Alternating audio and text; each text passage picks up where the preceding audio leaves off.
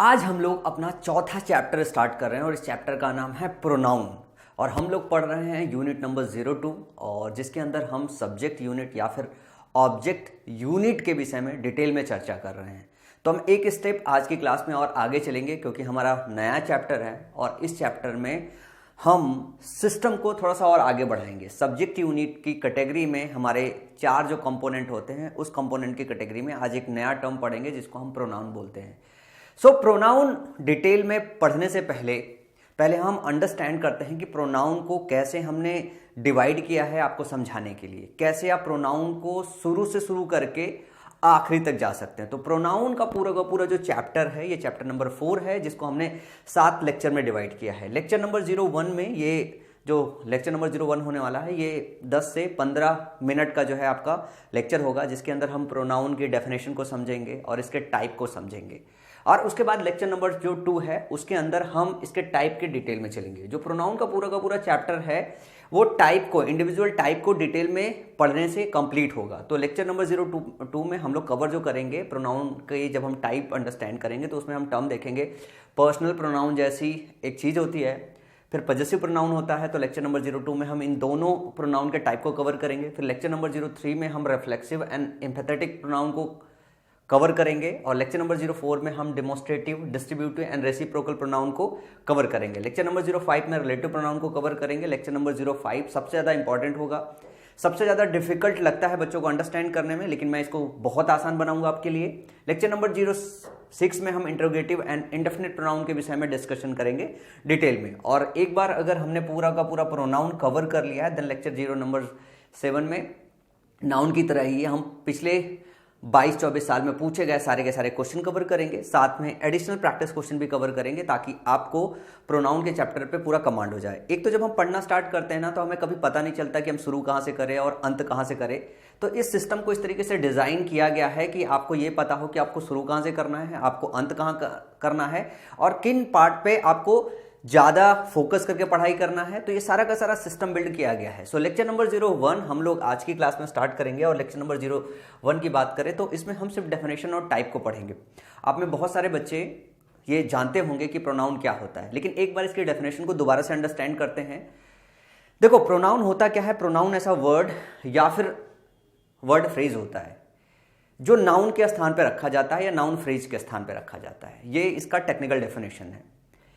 आप ऐसे समझो कि हम आपको थोड़ा मैथमेटिकल टर्म में इसे समझाते हैं जो समझना आपको बहुत जरूरी है क्योंकि आपको मतलब प्रॉपर अंडरस्टैंडिंग होनी चाहिए। जो इसकी बेसिक डेफिनेशन है वो 1 लाइन की है कि ये हम नाउन की जगह पे रखते हैं। और अगला सवाल है नाउन की जगह पे रखते हैं तो आपके दिमाग में आएगा सर नाउन की जगह क्यों रखते हैं, जब नाउन था ही था तो नाउन का जगह बदलना क्यों पड़ा।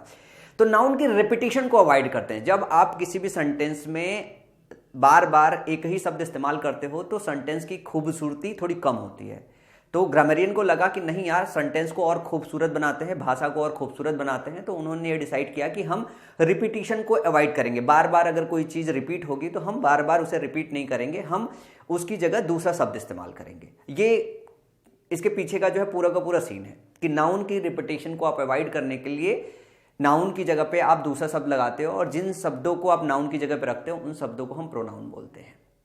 जैसे मैं कुछ एग्जांपल लेता हूं आपको समझाने के लिए, उसके बाद हम इसके मैथमेटिकल फॉर्मूले की तरफ मूव करेंगे क्योंकि जो आपके एग्जामिनेशन में आपको ध्यान रखना है वो इसका मैथमेटिकल फॉर्मूला ध्यान रखना है। जब आप 6वीं से लेके 12वीं तक पढ़ते हो तब आप इसका जनरल फॉर्मूला पढ़ते हो और जनरल तरीके से इसकी डेफिनेशन अंडरस्टैंड करते हो। लेकिन जब आप कॉम्पिटिटिव एग्जाम देने जाते हो तो उस वक्त पे आपको इसका मैथमेटिकल फॉर्मूला अंडरस्टैंड करना होता है कि ये किस तरीके से डिजाइन है, किस तरीके से सिस्टम में रखा गया है, वो फोकस करना ज्यादा इंपॉर्टेंट है रेदर देन उसकी बेसिक डेफिनेशन जो है कि नाउन को हटा के जो शब्द रखा जाता है उसको प्रोनाउन, एक लाइन में खत्म हो गई बात। तो जैसे मैं यहां पे एक एग्जाम्पल लेता हूं, एग्जाम्पल नंबर 1। एग्जाम्पल नंबर 1 में मैं एक रैंडम एग्जाम्पल लेता हूं। मैंने लिखा mistress Singh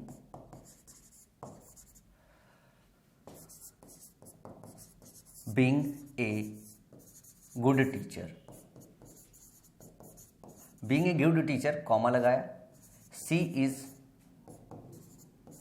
liked by all।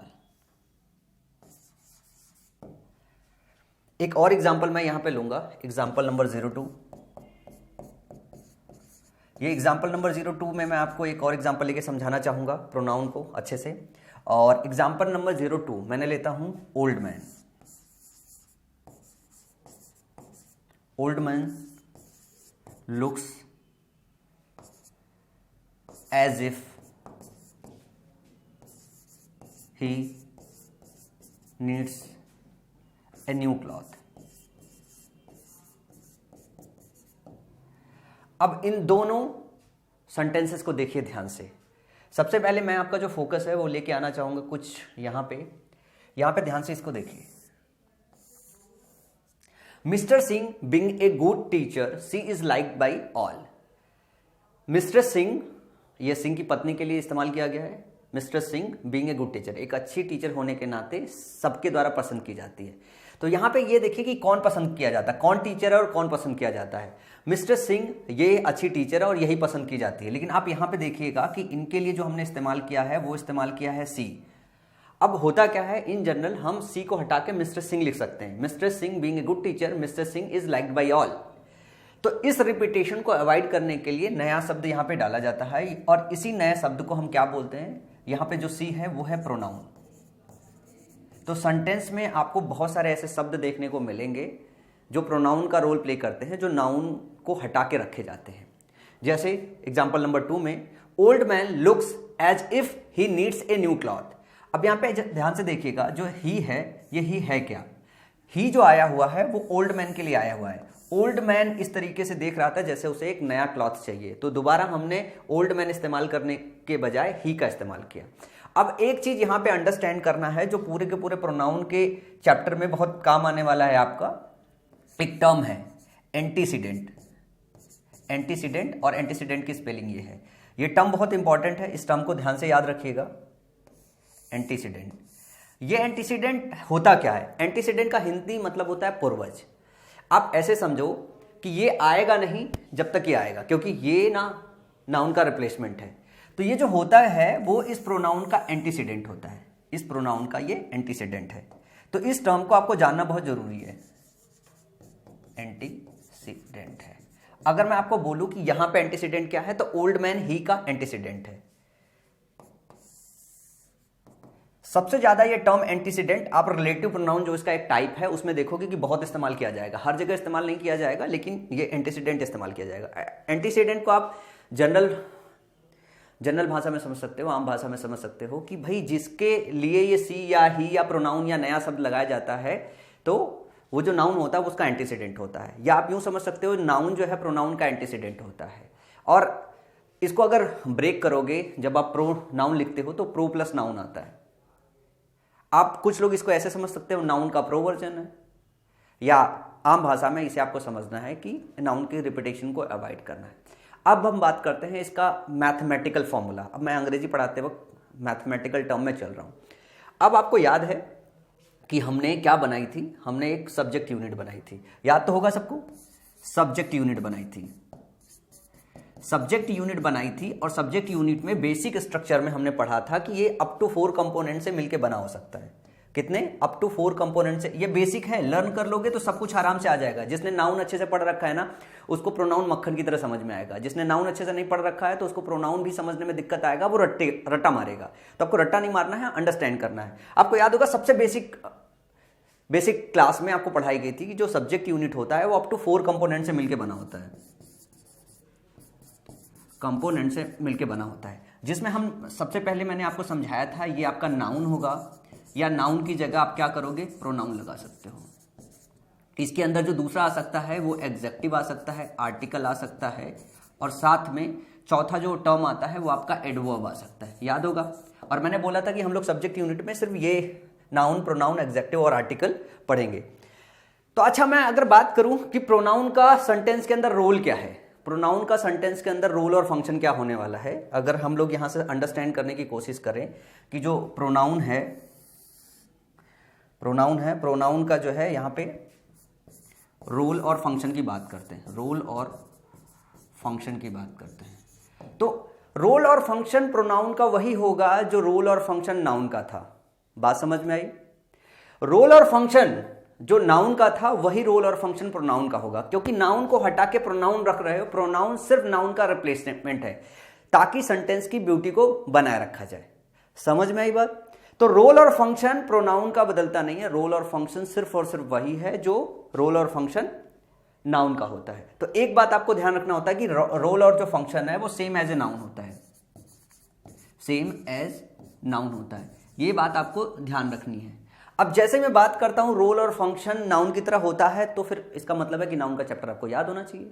अगर नाउन का चैप्टर अगर आपको याद है तो आपको एक बात ये पता होना चाहिए कि भाई नाउन सब्जेक्ट की तरह काम करता है तो प्रोनाउन सब्जेक्ट की तरह काम करेगा, नाउन ऑब्जेक्ट की तरह काम करता है तो प्रोनाउन ऑब्जेक्ट की तरह काम करेगा, नाउन डिस्क्रिप्टिव रोल प्ले करता है, मॉडिफायर की तरह काम करता है, तो बट ऑब्वियस बात है कि आपका प्रोनाउन भी मॉडिफायर की तरह रोल प्ले करेगा। बात आपको समझ में आई? ये चीज अंडरस्टैंड करना बहुत बहुत जरूरी है। और प्रोनाउन जब बनाया गया तो अगर सिर्फ और सिर्फ रिप्लेसमेंट का काम होता तो प्रोनाउन नहीं बनाया जाता। कुछ ऐसी चीजें थी जो नाउन भाषा को इवॉल्व करने में सॉल्व नहीं कर पा रहा था, इस वजह से प्रोनाउन को बनाया गया। तो हम जो नाउन में पढ़ के आए हैं उसको रिप्लेस करते हुए प्रोनाउन को अंडरस्टैंड करेंगे और 50% पार्ट आप प्रोनाउन का वहीं से सीख जाओगे। जैसे जैसे नाउन को रिप्लेस करना स्टार्ट करोगे वैसे ही वैसे आप पूरा का पूरा जो प्रोनाउन है वो सीखने के बजाय 50% पार्ट सीख जाओगे, और 50% पार्ट प्रोनाउन के चैप्टर में आपको नया सीखने को मिलेगा। तो आपको नाउन के चैप्टर से प्रोनाउन को कोरिलेट करना पड़ेगा। इसके लिए नाउन का चैप्टर बहुत अच्छे से तैयार होना चाहिए। तो जिस बच्चे का नाउन का चैप्टर अच्छे से तैयार नहीं है तो सबसे पहले वो अपने नाउन के चैप्टर पे पकड़ बनाए। पहले नाउन का चैप्टर रिवाइज करे, उसे अच्छे से पढ़े, उसको पकड़ बनाने के बाद प्रोनाउन का चैप्टर बहुत आसानी से अंडरस्टैंड हो जाएगा। तो ये रहा इसका टेक्निकल और नॉन टेक्निकल दोनों डेफिनेशन। अब आप ऐसे समझो कि आपके इतने टाइप के नाउन, इतने टाइप के उसके रोल एंड फंक्शन, अलग अलग सिचुएशन, अलग अलग कंडीशन। तो अलग अलग सिचुएशन, अलग अलग कंडीशन में नाउन को रिप्लेस करने के लिए अलग अलग वैरायटी के प्रोनाउन बनाया गया। और फिर जब कोई चीज बनाई जाती है तो उसकी कैटेगरी बनाई जाती है, उसकी टाइप बनाई जाती है।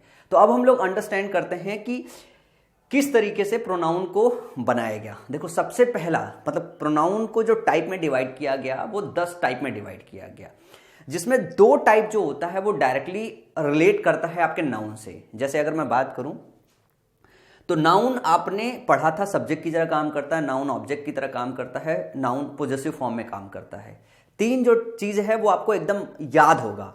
तो जो पहली कैटेगरी बनाई गई वो पहली कैटेगरी बनाई गई, एक तो बनाया गया पर्सनल प्रोनाउन, एक तो बनाया गया पर्सनल प्रोनाउन। डिटेल में अभी हम अगले वाले लेक्चर में सबसे पहले जब इसके डेप्थ में घुसेंगे तो इसके डिटेल में चलेंगे। तो एक आपको कैटेगरी बनाई गई पर्सनल प्रोनाउन, जिसमें आपने ये टर्म देखे होंगे I, we, he, she, it, you, they, him, her, me, us, them, it. फिर पॉजेसिव प्रोनाउन देखा होगा, mine, ours, yours, hers, theirs. ये सारे के सारे आपने देखे होंगे। लेकिन इनका जो स्ट्रक्चर बनता है वो स्ट्रक्चर आपको पता ही नहीं होगा कि ये स्ट्रक्चर बना कैसे। आपने इनको रटा होगा, मतलब जब भी आपके सामने आया होगा ये टर्म रटा होगा। तो जब मैं लेक्चर नंबर 02 में चलूंगा तो मैं आपको ये सिखाऊंगा कि ये पूरा का पूरा पर्सनल प्रोनाउन किस तरीके से बनाया गया, किस तरीके का स्ट्रक्चर है। मतलब आपको रटने की जरूरत नहीं है, वो ऑटोमेटिकली आपको याद हो जाएगा। साथ में पॉजेसिव प्रोनाउन कैसे बनता है, पर्सनल प्रोनाउन एक बार आपने सीख लिया तो पॉजेसिव प्रोनाउन आप सीख लोगे। अब ये पर्सन से रिलेटेड होते हैं। ये पर्सन से कैसे रिलेटेड होते हैं, जैसे मैं अगर बात करूं कि आपका जो नाउन होता है, नाउन लिविंग होता है, नाउन नॉन लिविंग होता है, नाउन जेंडर में बटा होता है। तो आपको उन सभी चीजों को सिस्टम में डाल के आपको उसी हिसाब से प्रोनाउन बनाने होंगे। नाउन सिंगुलर होता है, नाउन प्लूरल होता है। तो जब आप प्रोनाउन बना रहे होते हो तो ये सारी कैटेगरी नाउन की कवर होनी चाहिए। सबको रिप्लेस करना है ना, नाउन जेंडर के हिसाब से रिप्लेस करना है, नाउन सिंगुलर प्लूरल के हिसाब से रिप्लेस करना है, नाउन लिविंग नॉन लिविंग के हिसाब से रिप्लेस करना है। तो आपको जो ये पर्सनल प्रोनाउन बनाया गया वो उस हिसाब से बनाया गया कि सब चीजों को सिस्टमैटिक वे से डाला जा सके। तो इसको हम अगले लेक्चर में पढ़ेंगे डिटेल और डेप्थ में, दो के दोनों को, पॉजेसिव प्रोनाउन को। तो लेक्चर नंबर 02 इसके डिटेल में है। इसके बाद अगर हम बात करें, अगला जो टर्म आता है वो रिफ्लेक्सिव प्रोनाउन आता है। रिफ्लेक्सिव प्रोनाउन जो बनाया गया वो क्यों बनाया गया, देखो क्या होता है आपको एक बार पता है कि जो आपका सब्जेक्ट होता है, बात ऐसे समझिए, जो आपका सब्जेक्ट होता है आपको पता है, बेसिक लेक्चर में ही ये बात आपको बता दी गई है कि एक एक्शन परफॉर्म करता है जिसको आप इस एक्शन को जो नाम देते हो वो नाम देते हो वर्ब का, और इस एक्शन का इंपैक्ट पड़ता है, इस एक्शन का इंपैक्ट पड़ता है, और वो जिसके ऊपर पड़ता है उसको आपने बताया था ऑब्जेक्ट होता है। तो कई बार क्या होता है कि सब्जेक्ट ने एक्शन परफॉर्म किया, सब्जेक्ट ने एक्शन परफॉर्म किया और उसका इम्पैक्ट डायरेक्टली उसी के ऊपर पड़ गया। मतलब कोई ऑब्जेक्ट ही नहीं है, मतलब जैसे हम बोलते हैं ना, हमने खुद को मार लिया, तो हम ही ने एक्शन किया और उसका इम्पैक्ट भी हम ही के ऊपर पड़ गया। तो इस केस में क्या होता है, मान लो आपने नाम मेंशन कर दिया राम, राम ने अपने आप को मार लिया, तो आपने नाउन मेंशन कर दिया है, लेकिन ऐसे केस में फिर से ऑब्जेक्ट की जगह उसने राम ने राम को मारा, मतलब राम ने अपने आप को मारा, राम ने राम को मारा।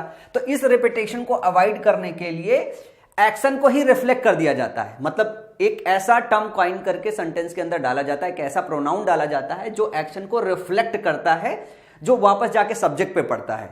और इसी जो टर्म को बनाया जाता है, जो वर्ड को बनाया जाता है, उसको रिफ्लेक्सिव प्रोनाउन बोलते हैं। तो हम इस सिचुएशन को बताने के लिए क्या काम करते हैं, ऐसे प्रोनाउन बनाते हैं जिसको देख के पता चलता है। जैसे आपने एक चीज दड़ा हुआ, जब भी आप रिफ्लेक्सिव प्रोनाउन देखोगे तो एक टर्म आता है सेल्फ। सेल्फ का मतलब होता है खुद, और इसका प्लूरल फॉर्म होता है सेल्व्स।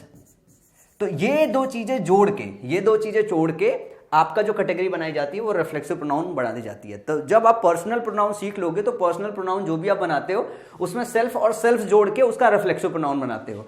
तो ये सब एक दूसरे से कोरिलेटेड है। लेकिन रिफ्लेक्सिव प्रोनाउन का काम क्या होता है, रिफ्लेक्सिव प्रोनाउन का काम सिर्फ यही होता है कि अगर सब्जेक्ट खुद ही एक्शन परफॉर्म कर रहा है और उसका एक्शन दोबारा घूम के अगर उसी के ऊपर लग जा रहा है, तो ऐसे केस में आपको ये नाउन का रिपीटिशन अवॉइड करना होता है। तो आपको एक्शन को रिफ्लेक्ट करना होता है। तो जो आपने पर्सनल प्रोनाउन बनाया होता है उसी में सेल्फ और सेल्फ्स लगा देते हो, जो रिफ्लेक्ट करना चालू कर देता है कि एक्शन इसी में पड़ रहा है। दूसरा इसी से मिलता जुलता जो कैटेगरी आता है, वो कैटेगरी आती है, इसमें बनाई जाती है एम्पैथेटिक प्रोनाउन। इसमें जबरदस्ती बोला जाता है कि राम ने खुद ही ये काम किया, तो उसमें जोर देना पड़ता है। तो काइंड ऑफ रिफ्लेक्सिव प्रोनाउन और एम्पैथेटिक प्रोनाउन सेम होता है। इसके बाद क्या होता है कि जब आपने ये देखा है ना कि हमने वोकेटिव केस पढ़ा था, Ram bring a cup of T, तो कई बार क्या होता है कि हमको नाउन को, मतलब हमको सब्जेक्ट या ऑब्जेक्ट की जगह कुछ शब्द इस्तेमाल करने होते हैं नाउन को रिप्लेस करने के लिए, लेकिन उसमें पॉइंट आउट करना पड़ता है हमें। तो हम एक नई कैटेगरी यहां पे बनाते हैं, डेमोन्स्ट्रेटिव प्रोनाउन। ये नया आपको सीखना पड़ेगा, डेमोन्स्ट्रेटिव प्रोनाउन। डेमोन्स्ट्रेटिव प्रोनाउन का काम क्या होता है, सिर्फ पॉइंट आउट करना कोई चीज।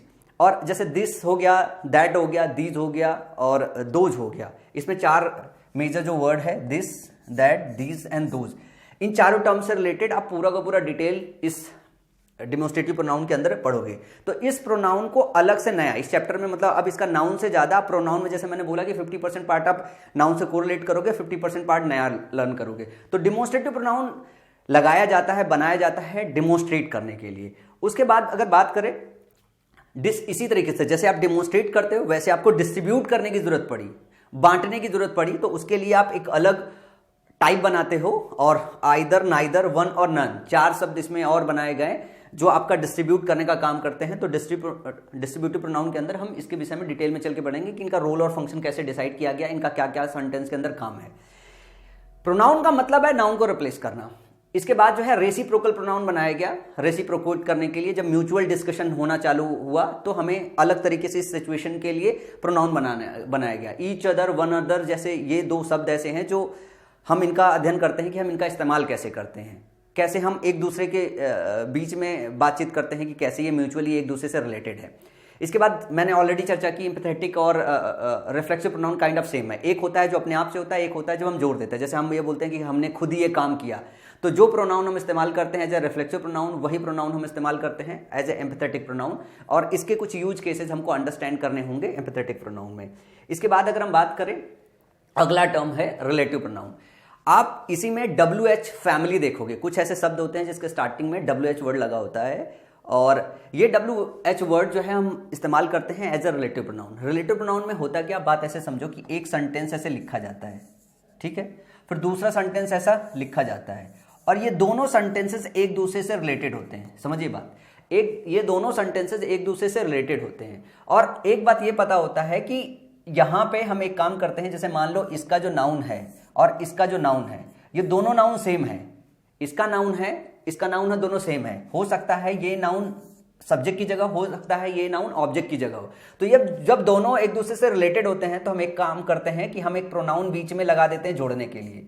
और ये कनेक्टर का भी काम करता है, ये प्रोनाउन का भी काम करता है, क्योंकि इधर वाला जो नाउन होता है ये रिलेट करता है। फिर ये वाला नाउन हटा देते हैं, ये वाला नाउन हटा लेते हैं, इस वाले नाउन को रिप्लेस कर देते हैं रिलेटिव प्रोनाउन से, और फिर चर्चा आगे पूरी की पूरी जारी रखते हैं। तो इसके डिटेल में हम चलेंगे।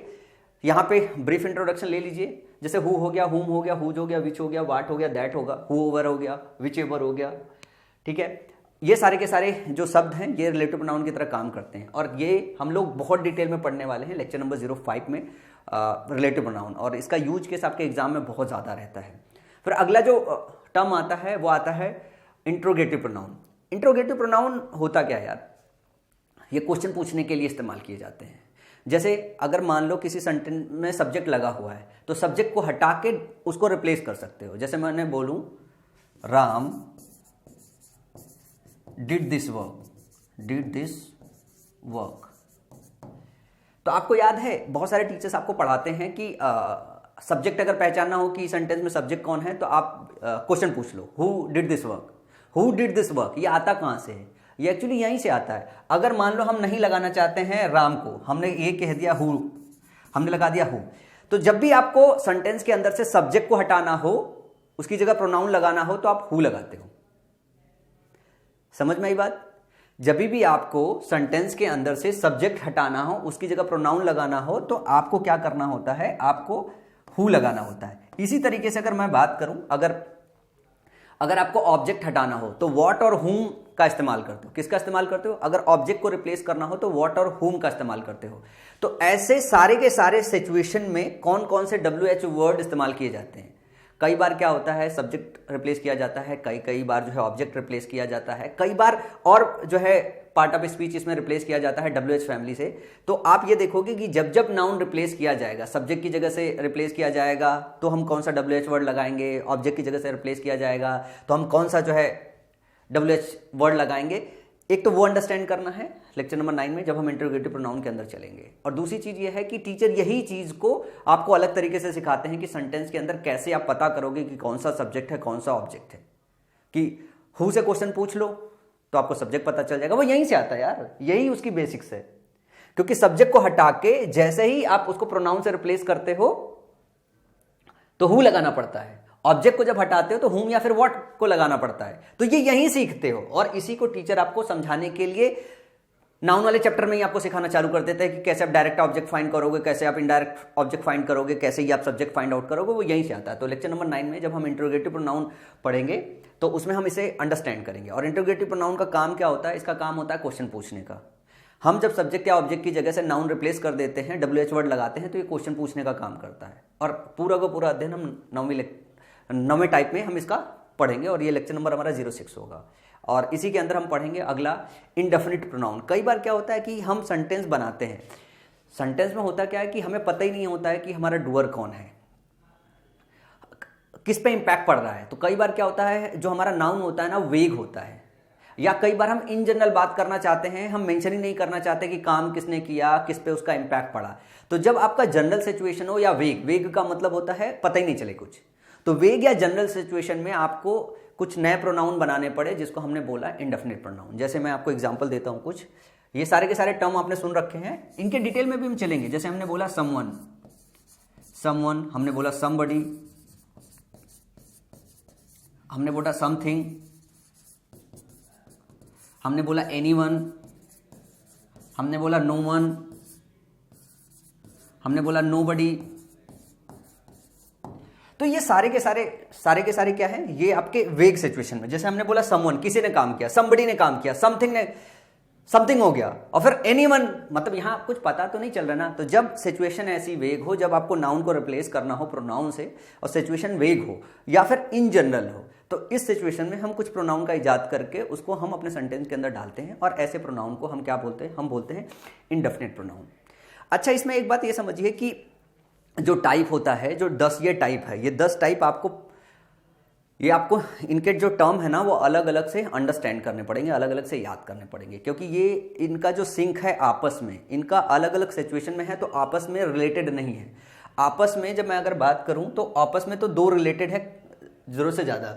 जैसे मैं बात करूं पहला दूसरा आपस में रिलेटेड है, लाइक पर्सनल प्रोनाउन और पॉजेसिव प्रोनाउन, ये रिलेटेड है नाउन के चैप्टर से। इसके बाद जैसे ही हम बात करते हैं तो एक चीज और आपको रिलेट होकर याद आ जाती है, जब हम बात करते हैं रिफ्लेक्सिव प्रोनाउन की और एम्फेटिक प्रोनाउन की, ये दोनों आपस में रिलेटेड हैं, और ये जो आपने बेसिक में आपने पढ़ा है। तो 4 जो टाइप है पूरी तरीके से रिलेटेड है, और 5वां जो टाइप है मैं याद करा रहा हूं, कैसे याद कर सकते हो। जो 5वां टाइप है इसका, और वो है आपका जिसमें आप इंट्रोगेटिव प्रोनाउन पढ़ते हो, वो आपको तुरंत ही याद हो जाएगा। अच्छा, सब्जेक्ट रिप्लेस किया, ऑब्जेक्ट रिलेट किया, तो आप जो है इंट्रोगेटिव प्रोनाउन पढ़ सकते हो।